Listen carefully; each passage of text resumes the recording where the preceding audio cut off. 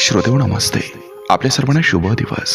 श्रोते हो, कवी नादो महानोर त्यांच्या कवितेमध्ये म्हणतात की कसा संपला 6 वर्षापासून ते 60 वर्षापर्यंतचा हा प्रवास. काही कळालंच नाही.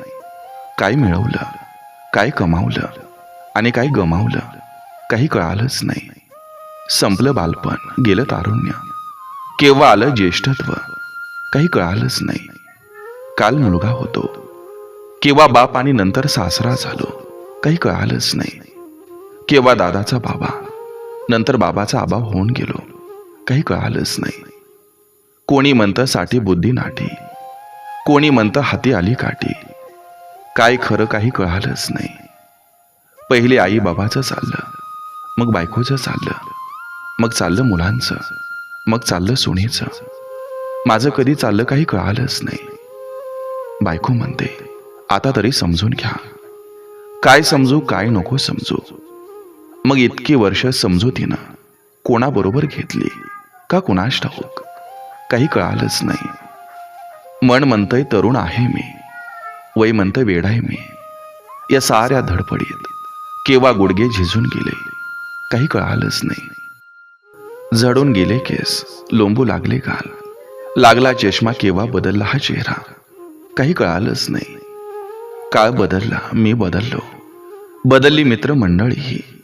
किती निघून गेले, किती राहिले मित्र, काही कळालंच नाही.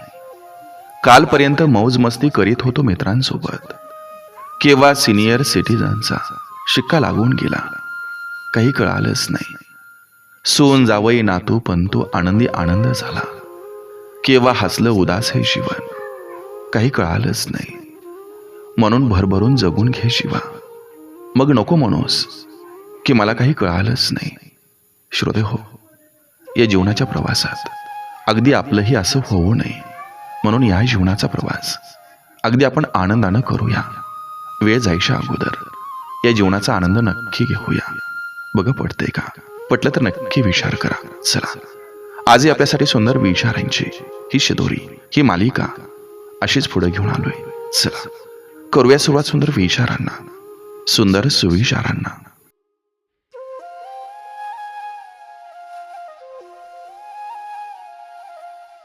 लक्षात ठेवा, गोड बोलण्याचं सोंग करणारा माणूस कधीच कोणाचा हितचिंतक नसतो. वेळ अजिबात लागत नाही गैरसमज व्हायला. वेळ लागतो तो हा गैरसमज आहे हे समजायला, आणि खूप वेळ लागतो तो गैरसमज दूर व्हायला. माणसानं वेळेसोबत चालावं, काळाप्रमाणे बदलावं, परंतु आपल्या संस्कारांना शेवटपर्यंत आपल्या सोबत ठेवावं. आपलं व्यक्तिमत्व हे समयीच्या मंद प्रकाशासारखं हवं. शांत, सात्विक, प्रकाश कमी असला तरी मनाला शांती देणारा, धीर देणारा. प्रयत्न सोडणारे जिंकत नाहीत आणि जिंकणारे प्रयत्न सोडत नाहीत.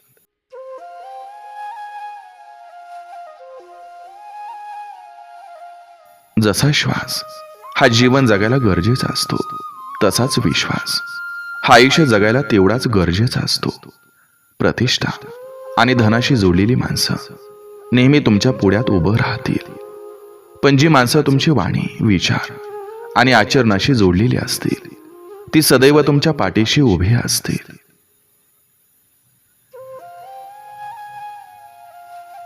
चेहऱ्यावरचं तेज हे तुमच्या अंतःकरणातल्या विचारावर अवलंबून असतं. मनात आत्मविश्वास असला की चेहरा तेजस्वी दिसतो. मनात इतरांविषयी प्रेम असलं की चेहरा सात्विक दिसतो. मनात इतरांविषयी आदर असला की चेहरा नम्र दिसतो.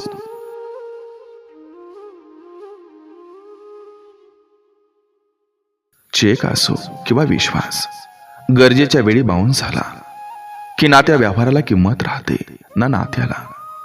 गरजेच्या वेळी सुकलेल्या ओठातून नेहमी गोड शब्द बाहेर पडतात, पण एकदा तहान भागली की पाण्याची चव आणि माणसाची नियत दोन्ही आपोआप बदलते.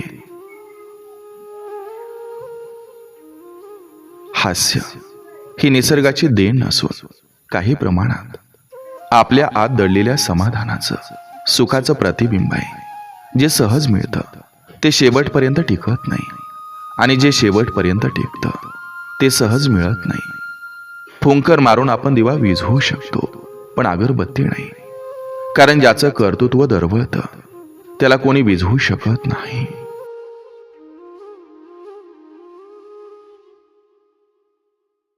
स्वार्थ हा फार विचित्र प्रकार आहे. स्वार्थामध्ये जो अडकला तो सत्य, तत्व, मैत्री, नातं, नम्रता आणि माणुसकी हे सगळं विसरून जातो. नेहमी आपलं मन हे सगळ्यांसाठी माणुसकीनं भरलेलं ठेवा. ज्यांच्याकडे माणुसकी असते तीच जगातील सर्वात श्रीमंत व्यक्ती असते.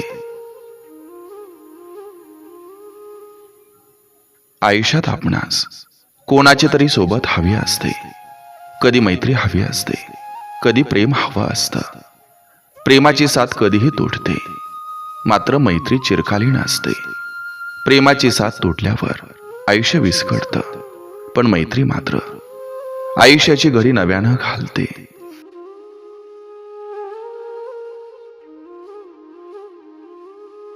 फुलाला वाढायला ज्या प्रकारे सूर्यकिरणांची आवश्यकता असते, तसंच मनुष्याला प्रगतीसाठी चांगल्या विचारांची आवश्यकता असते. तुमच्या गुणवत्तेवर किंवा क्षमतेवर कोणी शंका घेत असेल तर मुळीच कमीपणा वाटू देऊ नका. कारण लोक नेहमी सोन्याच्या शुद्धतेवरच शंका घेतात, लोखंडाच्या नाही. जोपर्यंत माणूस रुसतो, रागावतो, भांडतो, अपेक्षा ठेवतो, नको ती बडबड करतो, तोपर्यंत माणूस आपला.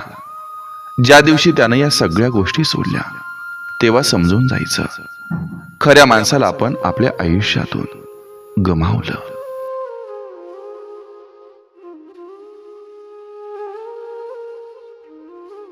काही आठवणी विसरता येत नाहीत, काही नाती तोडता येत नाहीत. माणसं दुरावली तरी मन दुरावत नाही. चेहरं बदललं तरी ओळख बदलत नाही. वाटा बदलल्या तरी ओढ संपत नाही. पावलं अडखळली तरी चालणं थांबत नाही. अंतर वाढलं म्हणून प्रेम आटत नाही. बोलणं नाही झालं तरी आठवण थांबत नाही. पद जरी शिक्षणानं मिळवता येत असलं तरी प्रतिष्ठा आपल्या वागण्यानं मिळवावी आणि टिकवावी लागते. सुख आणि समाधान हे कधी कोणाकडे मागून मिळत नसतं, आणि आपण उपभोगताना दुसऱ्याला दिल्याशिवाय त्याची किंमतही कळत नसते.